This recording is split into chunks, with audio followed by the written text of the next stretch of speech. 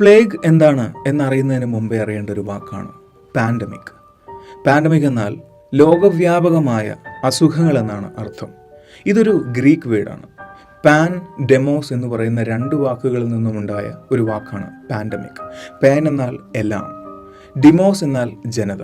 അതായത് ലോകത്തെ മുഴുവൻ ബാധിക്കുന്ന ലോകവ്യാപകമായ അസുഖങ്ങൾ എന്നാണ് പാൻഡമിക് എന്ന വാക്കിൻ്റെ അർത്ഥം. നമ്മൾ ഇന്ന് അറിയുന്ന ക്ഷയം, H1N1, എയ്ഡ്സ്, വസൂരി തുടങ്ങിയ അസുഖങ്ങളെല്ലാം ചരിത്രത്തിൽ പാൻഡമിക് എന്ന് രേഖപ്പെടുത്തിയിട്ടുള്ള അസുഖങ്ങളാണ്. പ്ലേഗും അതുപോലൊന്നായിരുന്നു. 1346 തുടങ്ങി 1352 വരെ നീണ്ടു നിന്നിരുന്ന യൂറോപ്പിലെ പ്ലേഗ് ഇല്ലാതാക്കിയത് 25 കോടിയോളം മനുഷ്യരെയായിരുന്നു. അതുകൊണ്ട് തന്നെ പ്ലേഗ് ഒരു പാൻഡമിക് രോഗമാണ് എന്ന് തന്നെയാണ് ചരിത്രം രേഖപ്പെടുത്തിയിട്ടുണ്ടായിരുന്നത്.